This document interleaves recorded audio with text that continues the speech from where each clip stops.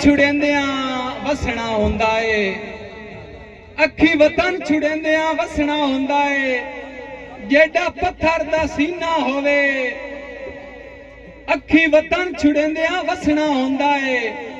जेड़ा पत्थर दा सीना होवे, किसे पतन ते ला के छोड़ना पौंदा है। हथी जदन सफीना होवे और उत्थे रौण मुनासिब नहीं बनदा। जिथे बुग़्ज़ ते कीना होवे, मजबूरियां बने ता छोड़ना पौंदा है। भावें वतन मदीना होवे। बहुत शुक्रिया।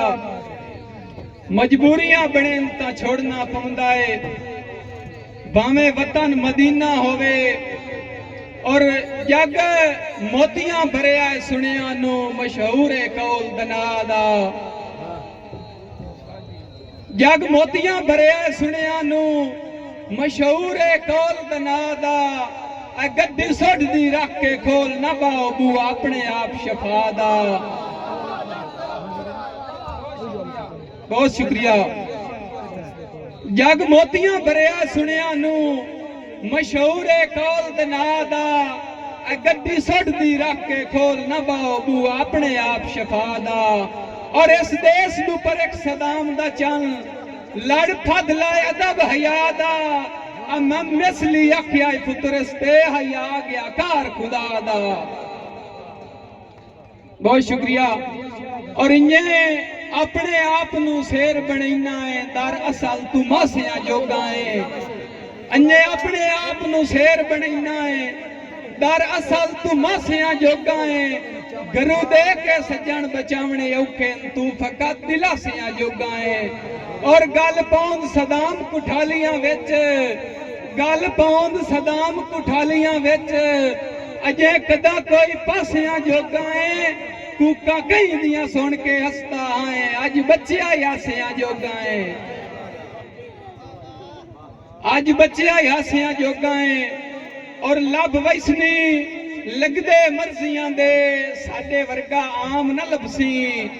मिसम भाई लब वैसनी लगदे मर्जियां दे, साडे वर्गा आम न लबसी। अजेड़ा देसिया नौकरी नस्लां दी, कोई मुफ्त गुलाम न लबसी।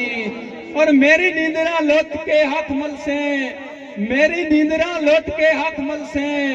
तैनू कतन आराम न लबसी, जद आप खड़ा के ढूंढना ही तैनू उदन सदाम न लबसी।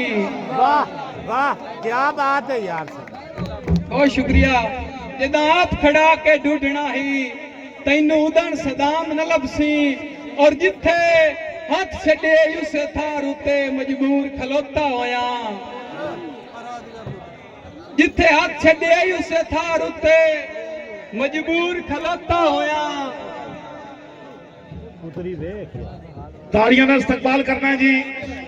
फखरे पंजाबी अदब साडे पीर महल तो जदा आप खड़ा के ढूंढनाई तैनू उदन सदाम न लबसी। और डठी संगत दी कता पिछली जिंदगी मेरी मोड़ उसरेंदिया निभ गई।